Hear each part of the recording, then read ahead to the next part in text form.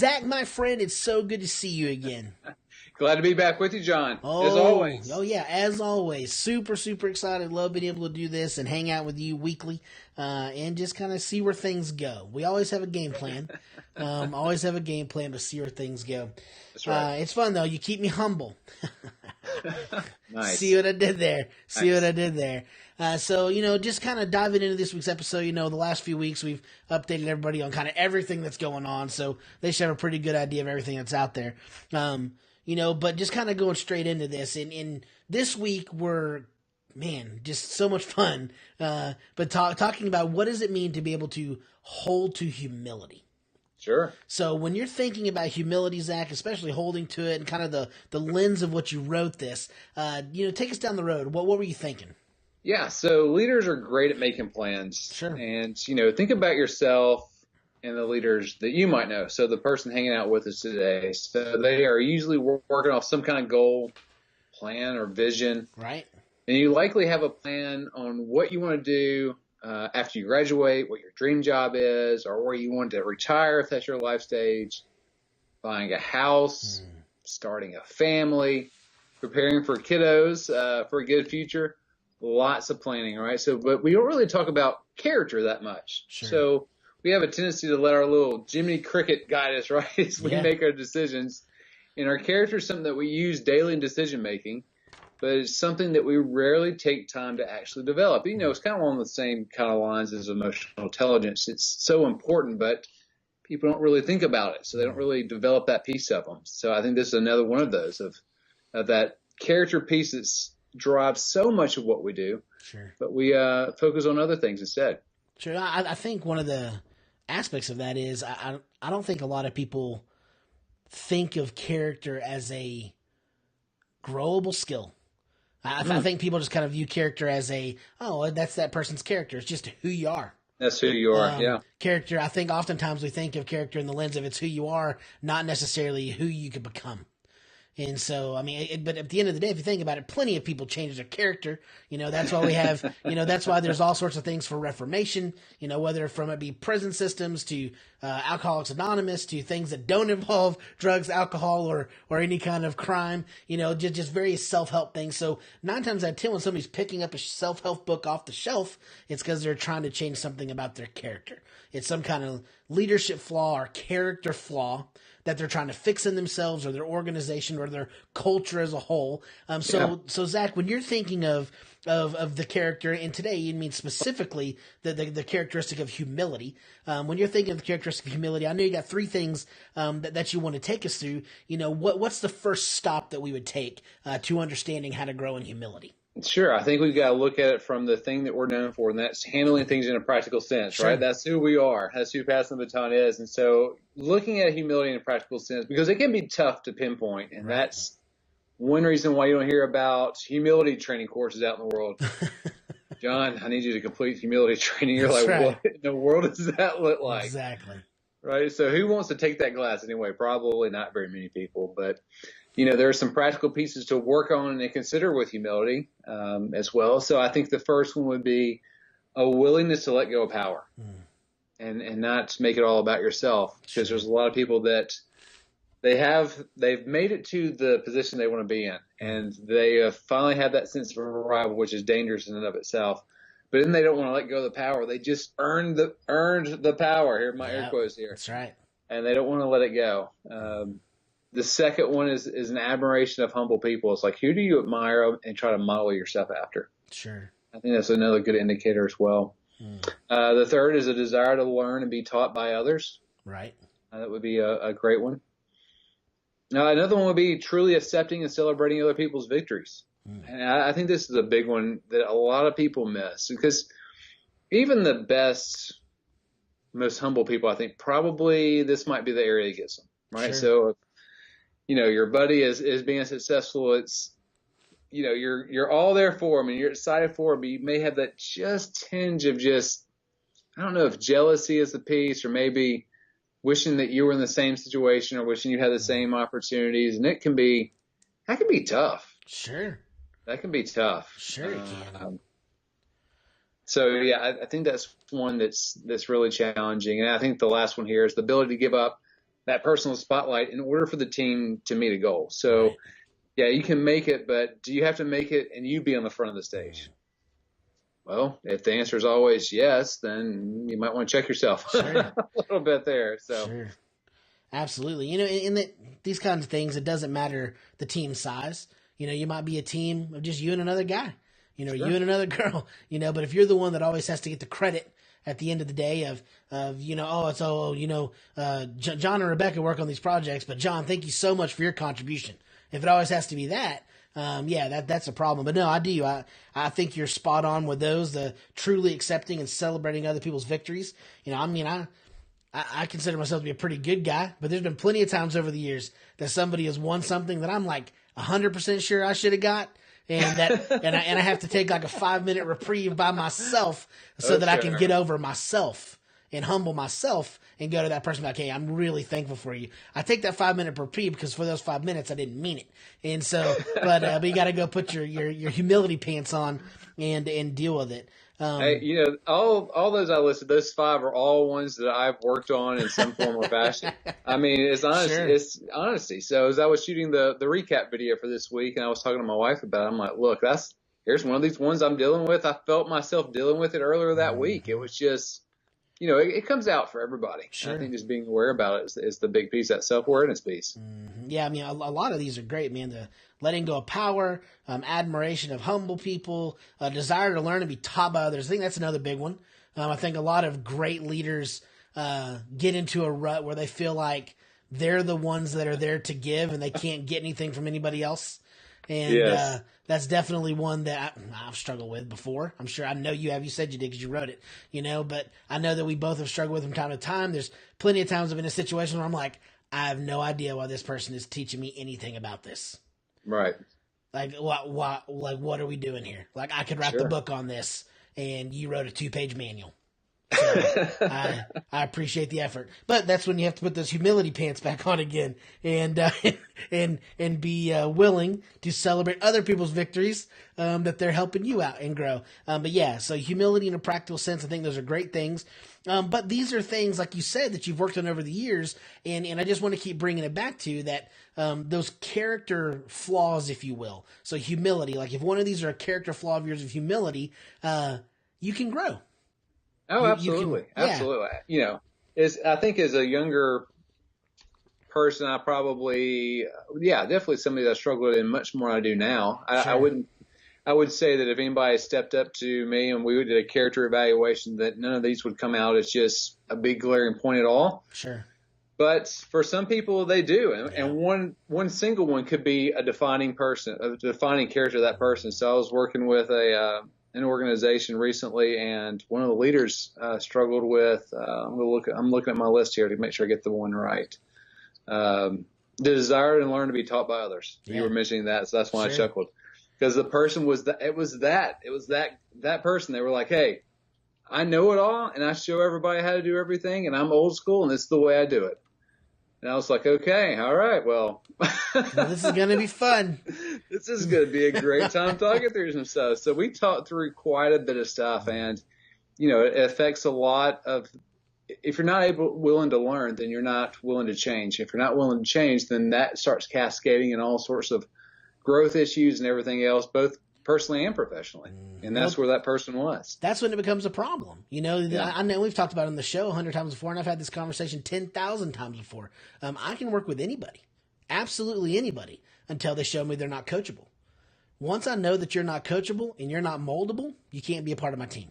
yeah, And so if you're to a point where you're so prideful, you're not willing to take that step back in humility to be a part of the team. And it's always, well, look, I've done it this way forever. That's how I'm always going to do it. Well, you know, sometimes maybe things change. You know, and that's just how it is moving forward. But that's the same thing for the leader that's leading people. Is just because you want to go a certain direction, if the way that somebody else is doing it is better, maybe you got to humble yourself and change your direction too.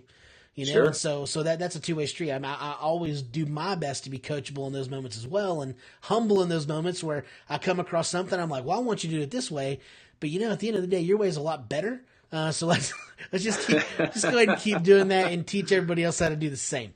Yeah. So no, I think that's awesome. All right, so the first thing we had there was humility. We have to have it in a practical sense. So what's the next step for us to continue with this character trait?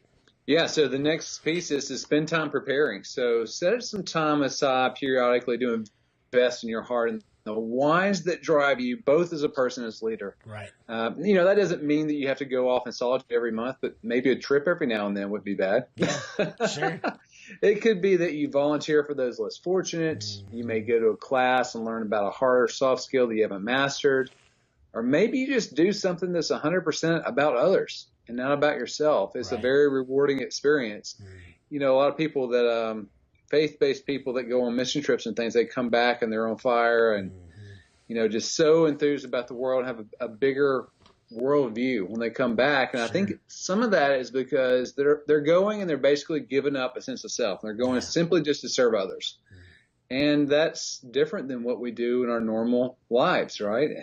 We're trying to get us ahead. We're trying to get our family ahead and taken care of. And so stepping out of your normal routine and doing things like it didn't have to be a mission trip, if that's not your thing. Maybe it is going and serving, walking dogs at the shelter or something like that. That's just 100% about somebody or something else. This has nothing to do with you and your status at all. I think it's very helpful. I mean, there's nothing, no matter what you believe, there's nothing more humbling than going and serving somebody that has way less than you. There's nothing that puts things into perspective more of you coming back and being like, man, I'm kind of a whiny little jerk compared to things. And that doesn't matter what it is. Maybe it is going overseas and helping. Maybe it's going to a homeless shelter. Maybe it's serving at a nursing home. Maybe it's going and hanging out at the children's hospital and, singing, playing your ukulele for kids. I don't know what you're going to do, but something and going and bringing joy and brightening the day of somebody less fortunate to you. Maybe it's going to a public park and cleaning up, or heading to the beach and with a trash bag and a pair of gloves, and just picking up things and making nature nicer, but just kind of something like, I like what you're saying there. Something of getting by yourself and doing something that is not serving you. Yeah.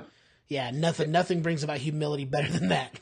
Oh, no doubt. No doubt. Yeah, I've done some of the homeless stuff. We've been down in the wards after, actually several years after Katrina went through. And that was a very eye-opening experience. It's dealing with people that, it was probably 5 years later and the houses were still the same. That's right. You had the people that went in and rebuilt houses, but they didn't do that for everybody. No. And so, they're struggling with stuff and they're still inviting you in and they don't know me from anybody else or my family from anybody else. And we're sitting down having a conversation and it's definitely, it's a good experience no matter what your perspective is on or what angle you take. It's definitely a worthwhile endeavor. Yeah, no, you're absolutely right. 100%. So you want to, humility is something that's practical, but to make it practical, it's something that you have to spend time preparing. And that's with every skill, every skill that you have to practice it, and make it in something that's intentional. We talk about that a lot. Put it on a calendar, whatever it is you have to do. But yeah, man, I'd encourage everybody that listens to us within the next 30 days, whether it's by yourself, with a couple friends, with your family, find some kind of service project in your local community to where you get nothing from it but the joy of giving into it. Yeah. And you'll be better for it. Email us and tell us what you do. Take pictures of it. Tag us on Facebook or Instagram. Let us see that. We would love to see what you guys are doing. Yeah, that'd be great. And we'll do the same. We'll do stuff and show you what we're doing. That's for sure. All right. So it has to be practical. We have to prepare it and practice it. What's the last thing there, Zach? Yeah. So the last thing is really taking a look at the inverse of this, and that's really spotting narcissism, pride, and the key traits there, because that's. To understand humility and humbleness, I think you've got to also understand the flip side of the coin too. So you can kind of see both ends of the spectrum there. So, the opposite of humility is that narcissism, is that pride that people carry. And this is a person that's very self-focused as they navigate life. They have a high need for praise because their world revolves around them. Yep. And they often have an opinion that no one else in the world can do something better than they can. That's kind of, is it Wolverine, I think, that says, I'm the best I do what I do, something. I'm going to get ripped apart now because I didn't quote it right. I'm the best there is at what I do. Something to that effect, I think is Sure. what he says basically. So yeah, it's that kind of attitude of it's about you and nobody else. It goes back to the teachable piece. Nobody else can teach me because I'm already the best at it. Sure. So where do you get to teach me? Where do you get to teach the world's best at ... And that's where that piece is. So these people also avoid some of these kind of behaviors. They fail to ask for help because they believe that a problem can't be solved if they aren't the ones with the answers to the problem. So if they can't figure it out, then it's impossible to figure out. Sure. And so you don't even try. They shy away from risk because it violates their sense of self. They also struggle to accept failure because failure was someone else's fault in their mind. Or some recent encounters for me is that they will accept responsibility lightly, but it's just words. It's not actually, they're not taking that to heart whatsoever. So they're just saying something to acknowledge it, to give you a sense that they understand, but they don't eternally accept it at all. Sure. Which is quite interesting. So yeah, I think those are some key points there. Fighting the other side of the battle. Yeah, I mean that's awesome. So I mean it's definitely always good to know our enemy, and when it comes to humility, our enemy is ourself. You know, so Yeah. and but it's these things. It's the narcissistic behaviors that you could possibly roll into, you know, and making sure that you don't take it to an nth degree. You know, so like I mean, I read over some of the things, and you know, like I mean, one of the things that I struggle with in life is I have a need for praise. You know, one of the things that keeps me the most motivated is words of affirmation. And now over the years, that's grown from. I mean, I don't need it nearly as often, and you know, I don't have to have attaboys all the time. You know, but you mean early on in my leadership, if I wasn't getting an attaboy, like I felt like I was doing a bad job. You know, and that's molded from so many things over the years and so many reasons why. You know, but they were emotional, intelligent things that I had to move past. You know, in areas that I had to grow and realize that, oh, just because so-and-so didn't say I wasn't doing a good job doesn't mean they don't think I'm doing a bad job. Like, I had to grow past that. But no, we have to watch our own narcissistic behaviors and own narcissistic key traits to make sure that we continue to be humble. You know, I mean, it's funny, it's goofy to say, you know, but I always jack with people when I'm thinking about pride versus humility and say, listen, the only thing I'm bad at is humility, and it's because I'm great at it. And so it's, you know, which is total hyperbole and silly and goofiness. Yeah. You know, but I would say people that consider themselves good to great leaders, that this is an area that they can struggle. I know it's an area that I struggle from time to time with pride, because there's a lot of times that I sit in meetings or have conversations and there's people that are leading me or leading organizations, and I'm like, you're clueless. Yeah. Like this, like at least about what we're talking about at the moment. And I'm listening going, oh gosh, I hope this doesn't get to people. Like, let me Sure. let me give this to people. And I'm not just talking about the organization I'm with, you know, but I mean, it's like all sorts of times during day to day, you know, so doing things like work or church or, you know, getting more involved in our community, you know, and going to like community meetings or reading the minutes from community meetings and being like, oh, egads. No, like this is no bueno. And watching the news, you know, seeing what world leaders are trying to do, and being like, what do you like? Sure. I'm like, dude, this is leadership 101. What are you doing? Like, are you crazy? So yeah, so these are things we definitely need to watch. All right, man. So just a last minute thought on holding to our humility. What do you close us with, Zach? Yeah, so fight that narcissistic behavior that you have that can grow inside you over time. And that's really for everybody. Maybe right now it's just the little voice. Sure. Just the little voice that's in your ear. Some people it's a screaming monster, right? Yeah, it's it a is. beast that you got to conquer. So you have it in you somewhere. It's just what degree do you have it into? So humility is not a sense that you are nothing. I want to make sure that we get that piece before we head out. It's not that you are nothing. It's that you have a sense of the world is not just about you, but what instead that you can offer to the world, I think is the main piece of that. It is. No, that's Definitely awesome, man. Well, Zach, dude, thank you so much for your time today. Yeah, enjoyed it as always. Hey, I'd also like to thank you, our listener, for tuning in with us. Be sure to go to passthebatonpodcast.com and check out our website there. If you have any questions that you'd like answered on the show, email us at passthebatonpodcast@gmail.com. Follow us on social media. Wherever you listen, rate us 5 stars, and be sure to catch us next time. But until then, invest in yourself to develop others.